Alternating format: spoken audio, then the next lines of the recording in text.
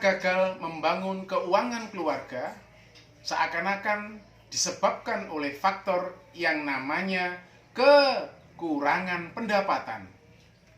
Jutaan orang juga merasa bahwa keluarganya gagal membangun omset serta asetnya yang berlebih, juga merasa karena gagalnya pendapatan yang besar.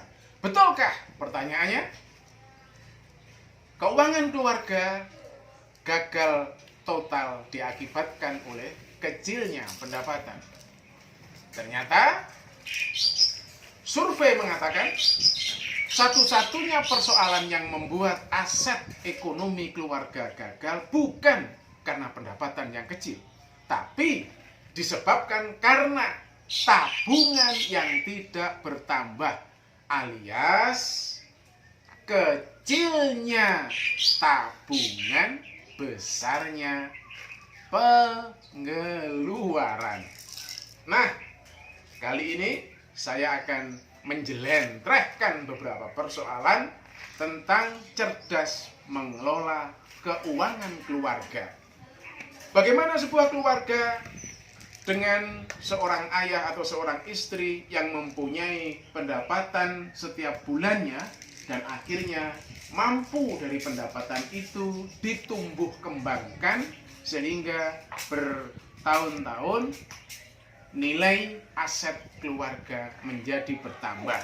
Maka jangan heran kalau banyak sekali keluarga merasa bahwa asetnya setiap tahun tidak pernah bertumbuh, tidak pernah membesar, sedangkan pendapatannya sebetulnya stabil.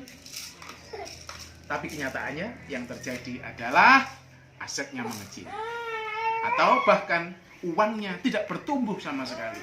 Nah, ada cara sangat sederhana untuk mengelola keuangan keluarga itu. Yang pertama, kawan-kawan pahami mengelola keuangan keluarga seperti sebuah piramida.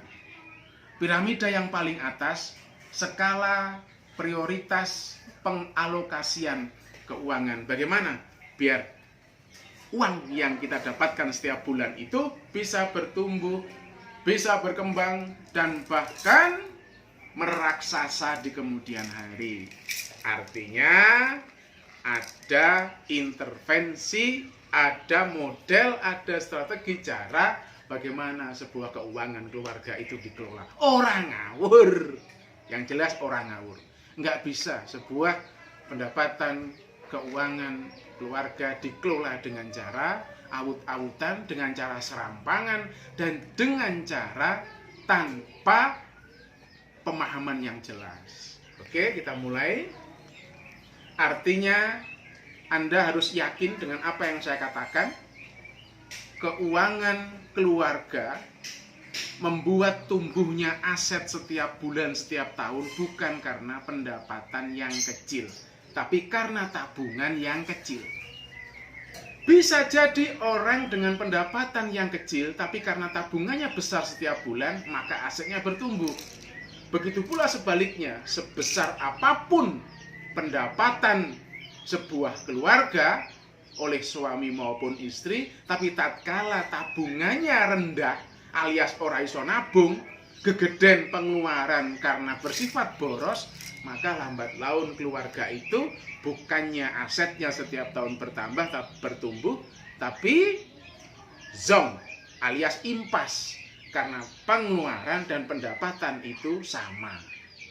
Nah, cara revolusioner mengelola keuangan keluarga yang pertama, pakai skala 3 prioritas pengelolaan keuangan. Yang pertama, Anda siapkan kaleng nomor 1, yang kedua siapkan kaleng nomor 2, yang ketiga kaleng nomor 3, dan yang keempat siapkan kaleng nomor 4. Kemudian masing-masing kaleng itu Anda kasih nama. Kaleng 1 kasih namanya ZIS atau kepedulian, zakat, infak, dan sedekah.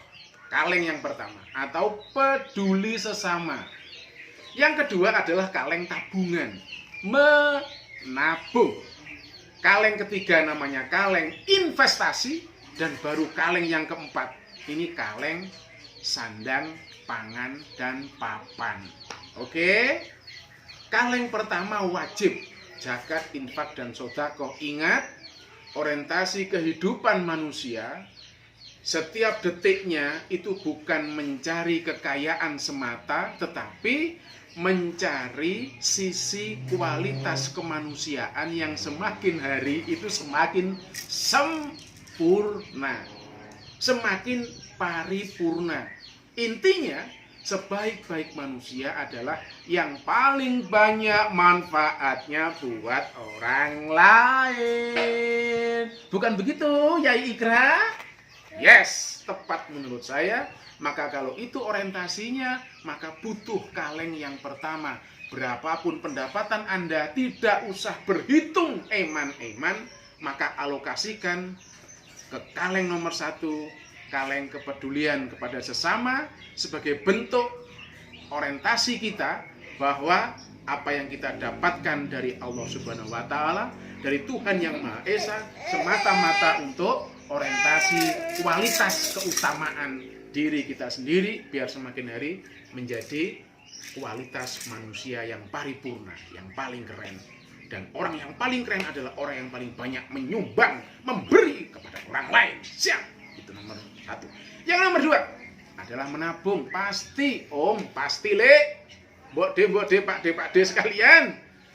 Berapapun pendapatan Anda, kalau Anda tidak bisa menabung sebesar-besarnya dari pendapatan yang Anda dapatkan, maka ya muspro, aset nggak bisa dibangun. Maka kesimpulan yang kedua, masukkan ke kaleng yang isinya adalah tabungan. Udah zes, udah peduli sama sesama, maka kaleng yang kedua bentuknya adalah menabung. Kalau sudah menabung, pendapatan kemudian masukkan kaleng yang ketiga adalah kaleng investasi. Apa itu? Yaitu pendapatan yang dicolok oleh kita, pengelolaannya untuk kita tumbuhkan, biar uang itu tidak semata-mata habis karena inflasi. Maksudnya, kalau tabungan kita setiap bulan semakin hari semakin bertambah, semakin hari semakin bertambah, akumulasi dari jumlah tabungan yang begitu besar, tambahkan ke level investasi, belanjakan ke investasi di kemudian hari yang betul-betul bisa menguntungkan. Contohnya apa? Contohnya kalau punya uang 50.000, belikan ayam yang kecil jumlahnya 5 ekor.